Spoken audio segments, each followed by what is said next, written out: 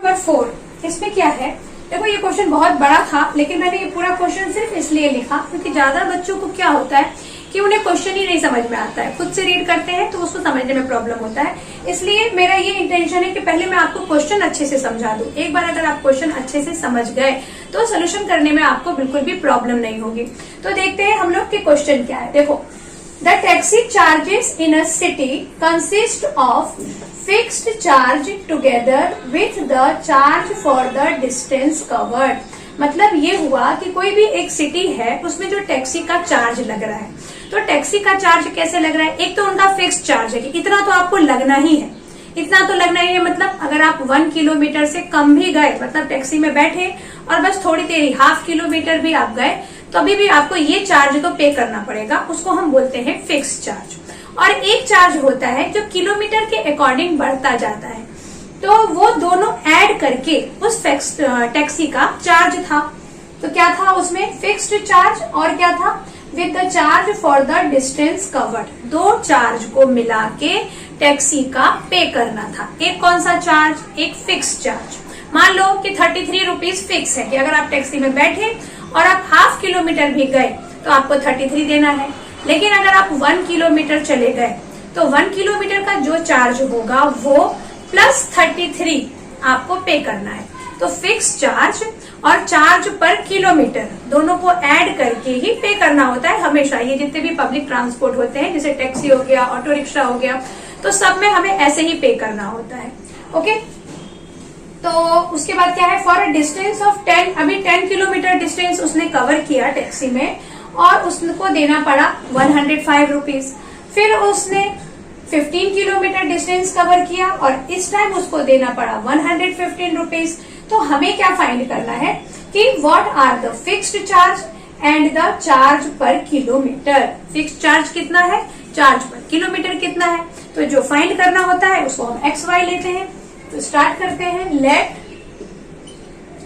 Fixed charge is rupees X and charge per kilometer is rupees Y। Okay, अभी मैंने आपको बताया कि जो हम पे करते हैं वो कैसे पे करते हैं। पहला तो हमने फिक्स चार्ज पे किया, उसको फिक्स चार्ज निकाला, वो हमने दिया जितना भी है वो, और उसमें हम क्या प्लस करेंगे, charge per kilometre.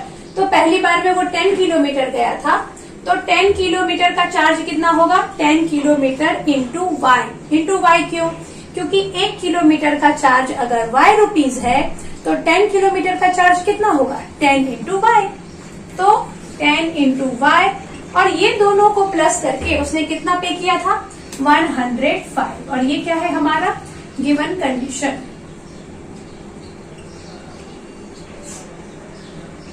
Given condition 1, ये हमारा एक इक्वेशन हो गया, x plus 10y is equal to 105। उसके बाद सेकेंड इक्वेशन क्या है, what is the second given condition, कि फॉर अ जर्नी 15 किलोमीटर अगर वो गया तो उसने कितना पे किया, 105 अकॉर्डिंग टू सेकेंड कंडीशन।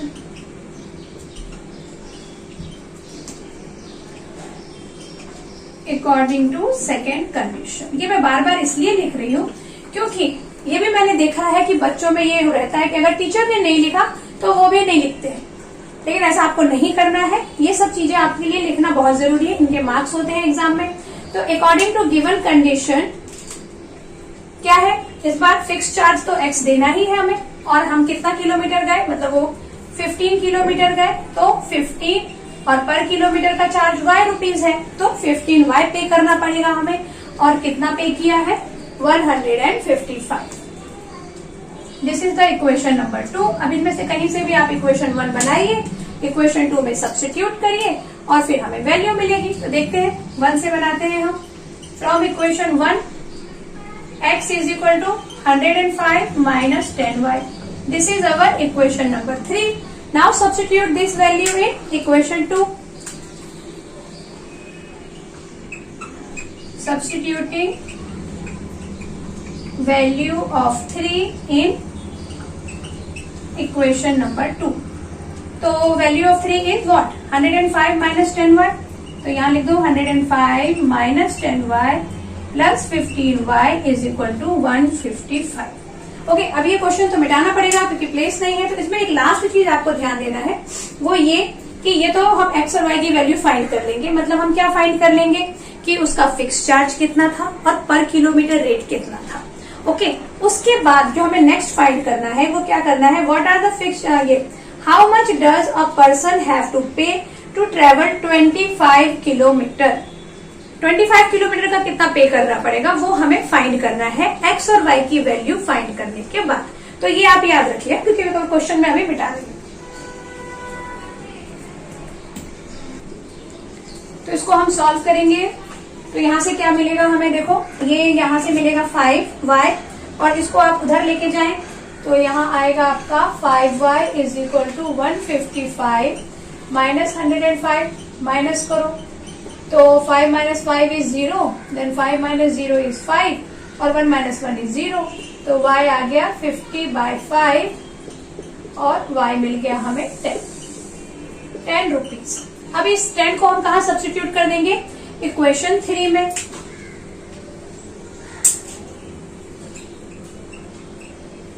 तो substituting value of y in equation number 3, equation number 3 में सब्स्टिट्यूट करो तो x is equal to 105 minus 10 और y तो 10 है ही, तो y की जगह हमने 10 पुट कर दिया। 10 10 100, तो 105 माइनस 100 कितना आ जाएगा, 5 आ जाएगा। तो x की वैल्यू आ गई 5। मतलब क्या हुआ कि फिक्स चार्ज तो 5 रुपीज था और पर किलोमीटर चार्ज कितना था, 10 रुपीज। तो वो हम यहाँ पे मेंशन करेंगे। Therefore, fixed charge of taxi is ₹5 and charge per kilometer is ₹10। अच्छा, अब अगर आपको ये रेट पता चल गया कि भाई फिक्स चार्ज 5 रुपीज है और पर किलोमीटर चार्ज 10 रुपीज है और हमें जाना है 25 किलोमीटर, तो हम घर से पूरा हिसाब लगा के जाएंगे ना कि कितना पैसा लगने वाला है टैक्सी का। तो मैंने आपको क्वेश्चन में बोला था कि 25 किलोमीटर का फाइंड करना है। तो देखते हैं कि कितना पैसा पे करना है। तो हम क्या लिखेंगे, फॉर 25 किलोमीटर, यहाँ पे लिख देते हैं चार्ज फॉर 25 किलोमीटर कितना होगा, फिक्स चार्ज है 5 प्लस 25 किलोमीटर जाना है और उसको हम किससे मल्टीप्लाई कर देंगे, 10 से। 25 को 10 से क्यों, क्योंकि 25 किलोमीटर जाना है और 1 किलोमीटर का चार्ज है 10 रुपीज और उसमें ये फिक्स चार्ज प्लस करेंगे। तो 5 प्लस ये हो गया 250, तो 250 प्लस 5 दैट इज 300 रुपीज। मतलब अगर आपको 25 किलोमीटर जाना है 250 प्लस 5 हो जाएगा 255, 300 नहीं होगा, ये हो जाएगा 255। हम तो बहुत ज्यादा पैसा दे रहे थे, सिर्फ 255 ही देना है, हाँ, क्योंकि यहाँ पे देखो 25 इंटू 10 इज 250 प्लस 5 कर देंगे तो 255 आ जाएगा। ओके, समझ में आ गया। ये वाली कंडीशन आपको समझ में आ गई ना कि 25 किलोमीटर जाना है, मल्टीप्लाई बाय 10 क्यों करेंगे, क्योंकि 1 किलोमीटर का अगर 10 रुपीज पे करना है एक्स्ट्रा तो 25 किलोमीटर का 25 इंटू 10 पे करना पड़ेगा और including fix charge that is 5 rupees. तो यू हैव टू पे या दैट मैन हैव टू पे ₹255। ये क्वेश्चन समझ में आ गया। देखते हैं नेक्स्ट।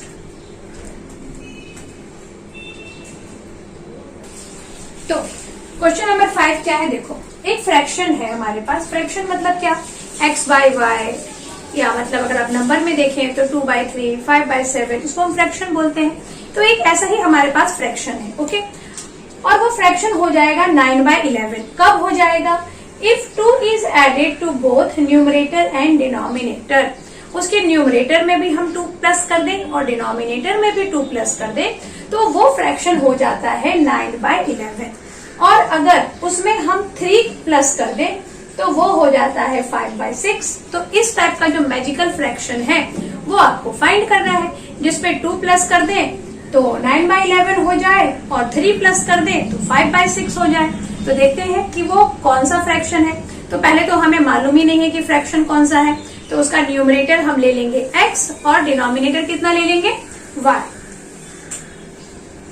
तो सॉल्व करेंगे। Let numerator of fraction is x and denominator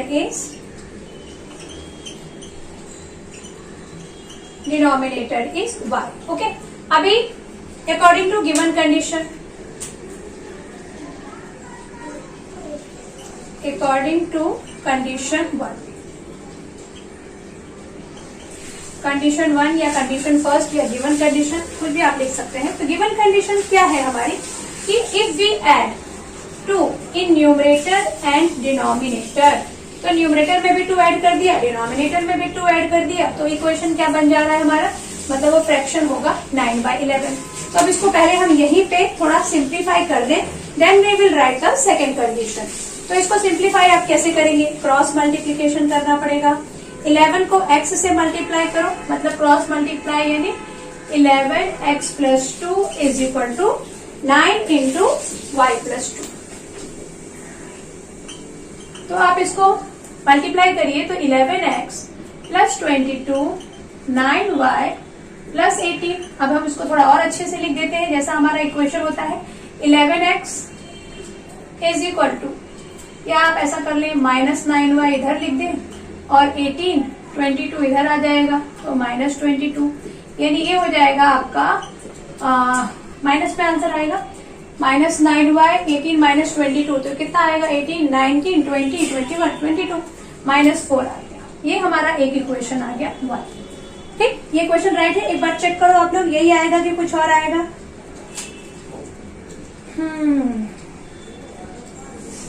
देखो 11x + 22 देन 9y + 18, फिर हमने क्या किया 9y इधर लेकर आए 22 उधर लेके गए, तो माइनस में आएगा। सही। नाउ सेकेंड कंडीशन क्या है, if 3 is added to both, तो according to second condition 3 is added to both, मतलब न्यूमरेटर में भी 3 ऐड कर दो, डिनोमिनेटर में भी 3 ऐड कर दो, तो उसका जो फ्रैक्शन है वो क्या बन जाता है 5/6। ये बन गया फ्रैक्शन 5/6। अब इसको भी हम ऐसे ही सिंप्लीफाई करेंगे जैसे इसको किया था। 6 को इससे मल्टीप्लाई करो तो 6x + 18 is equal to 5y + 5 3 = 15। क्या किया हमने, 5 से इन दोनों को मल्टीप्लाई किया और 6 से इन दोनों को मल्टीप्लाई करके यहाँ लिख दिया। अब x और y को इसको प्रॉपर इक्वेशन में लिख लेते हैं हम, is equal to 15 - 18 that is 6x - 5y is equal to यहाँ हो गया -3। तो ये आ गया आपका इक्वेशन 2। अब इक्वेशन 1 और इक्वेशन 2 को जब हम सॉल्व करेंगे तो हमारा आंसर आएगा। तो देखते हैं कि x और y की वैल्यू क्या आती है। तो इक्वेशन 1 क्या है हमारा, इक्वेशन 1 से हम 3 बनाएंगे। From equation 1 11x is equal to -4 + 9y, so x is -4 + 9y/11. This one is equation number 3. Now substitute equation 3, value of equation 3 in equation 2. तो यहाँ लिख देंगे substituting value of equation 3 in equation 2. तो equation 2 क्या है 6.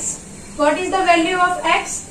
-4 + 9y/11 and -5y is equal to -3। Multiply कर दो। इससे पहले के क्वेश्चंस में भी हमने किया था 11 को इससे मल्टीप्लाई करना है, 11 को 3 से मल्टीप्लाई करना है और 6 को इन दोनों से मल्टीप्लाई करना है। तो क्या आएगा आंसर, देखो 6 4 जा 24 प्लस 6 9 जा 54y, देन यहाँ पर आएगा 55y और यहाँ आएगा -33। अब हम क्या करें, इन दोनों को यही रखें तो 54 - 55 y आएगा -y क्योंकि बिगर नंबर है ये, और यहाँ है -33 और ये इधर आके +24 होगा, तो -y इज इक्वल टू 24 में से 33 माइनस करेंगे तो कितना आना चाहिए 9। 10, 11, 12, 13, हाँ यहाँ आएगा -9, minus is cancel, so y is 9। अब ये जो y की वैल्यू 9 आ गई है, इसको हम कहा सब्स्टिट्यूट कर दें, इक्वेशन नंबर 3 में।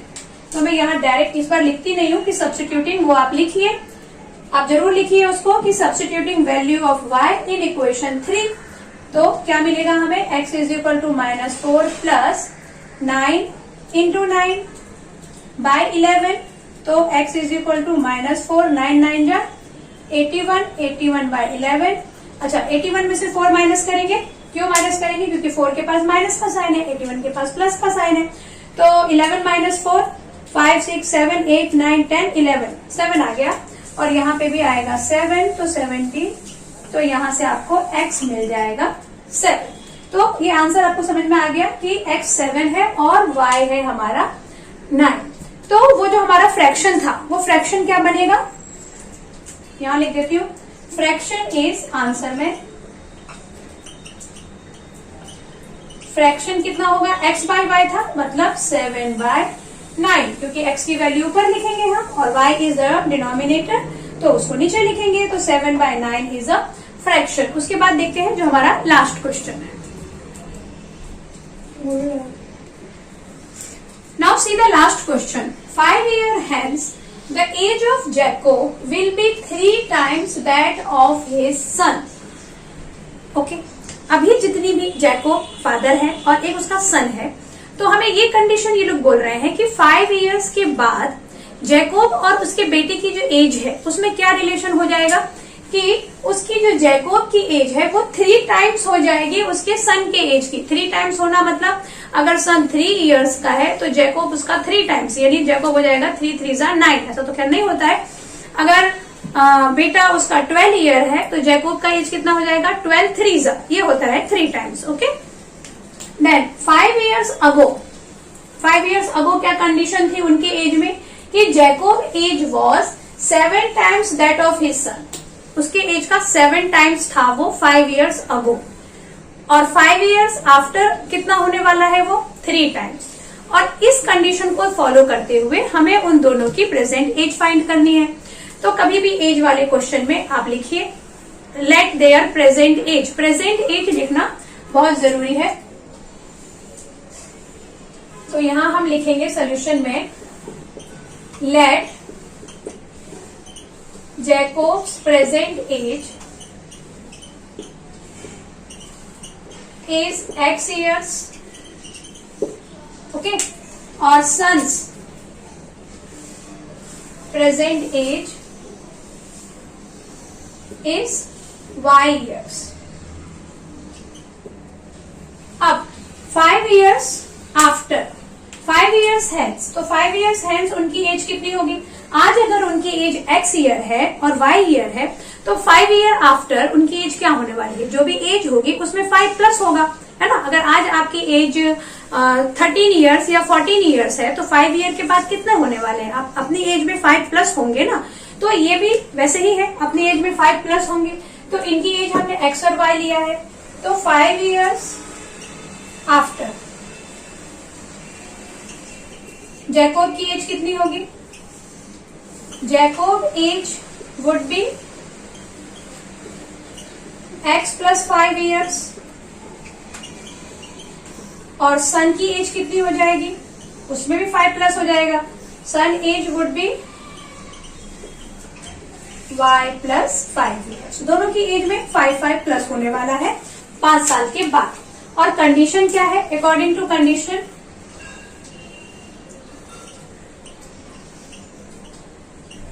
According to given condition. Given condition क्या बोल रहा है कि जैकोब की जो एज है वो उसके बेटे की एज का 3 टाइम्स हो जाएगा। तो बेटे की एज में अगर आप 3 मल्टीप्लाई कर दो तो जैकोब की एज आनी चाहिए। इसमें हम लोग गड़बड़ करते हैं। जनरली क्या होता है कि बच्चे ये सोचते हैं कि जैकोब की एज 3 टाइम्स हो जाएगी ना, तो उसमें हम 3 मल्टीप्लाई करते हैं। ऐसा नहीं है। देखो जैकोब की एज तो 3 टाइम्स है, लेकिन हमें ये बीच में इक्वल का साइन लगाना है ना। तो अगर बेटे की एज में भी 3 मल्टीप्लाई, उसके सन की एज में 3 मल्टीप्लाई करेंगे तो जैकोब की एज आएगी, उसकी इक्वल आ जाएगी। ओके, तो ये हमारा फर्स्ट इक्वेशन है। इसको हम थोड़ा सिंप्लीफाई कर देंगे यहाँ पर। तो यहाँ से क्या आ जाएगा, x plus 5 is equal to 3y plus 15। तो यहाँ से हम लिख सकते हैं -3y और ये 15 माइनस 5, तो x minus 3y is equal to 10। ये आपका equation number 1। Now second condition, 5 years ago. तो पहले तो ये हम फाइंड कर लें कि 5 साल पहले उनकी एज कितनी थी। तो अगेन अगर आफ्टर 5 year प्लस 5 होगा तो बिफोर 5 year क्या होगा, जो हमारी प्रेजेंट एज है उसमें से हम 5 माइनस करेंगे। तो यहाँ क्या लिखेंगे, 5 years अगो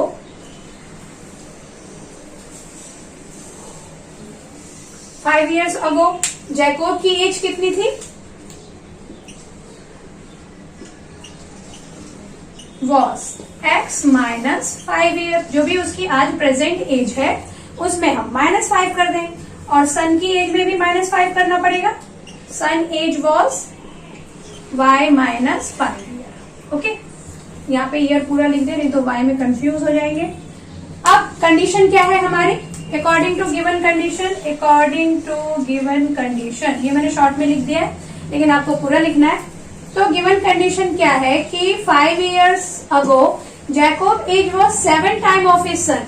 तो जैकोब की जो एज है x माइनस 5, वो उसके सन की एज की 7 टाइम्स थी। 7 टाइम्स मतलब मल्टीप्लाई बाय 7। तो ये आ गया हमारा सेकेंड कंडीशन। अब इसको हम सिंप्लीफाई करेंगे तो हमें सेकेंड इक्वेशन मिल जाएगा, 7y माइनस 7 5 35। तो यहाँ से x माइनस 7y, यहाँ माइनस 35 प्लस 5, तो ये आएगा x माइनस 7y माइनस 30। तो ये हमारा आ गया second equation, x minus 7y minus 30 एक minute is equal to minus 30। तो जब हम इक्वेशन 1 और 2 को सॉल्व करेंगे, एक बार इसको और चेक कर लेते हैं। 7y माइनस 35, ये x इधर आ गया, ये माइनस उधर गया, 35 minus 5 is minus 30, x minus 7y is minus 30। Equation 2, equation 1 और 2 को सॉल्व करेंगे तो हमें x और y की वैल्यू मिल जाएगी। हमने इतने सारे इक्वेशन सॉल्व किए, अब तो आपको बहुत अच्छे से समझ में आ ही गया होगा। अगर फिर भी आपको कुछ डाउट होता है तो आप मुझे ईमेल कर सकते हैं, या फिर जो इंस्टाग्राम का आईडी दिया हुआ है डिस्क्रिप्शन में, आप वहां मैसेज कर सकते हैं या कमेंट सेक्शन में लिख सकते हैं। लेकिन मुझे पूरा आई एम क्वाइट श्योर कि आपको बिल्कुल भी डाउट नहीं होगा, आप आराम से ये सारे क्वेश्चंस कर लेंगे। ओके, तो इस लेक्चर को बस अब यहीं पे एंड करते हैं। हमारा एक्सरसाइज 3.3 कंप्लीट हो गया है। अभी नेक्स्ट लेक्चर में हम नेक्स्ट एक्सरसाइज शुरू करेंगे। मिलते हैं नेक्स्ट लेक्चर में। Thanks for watching.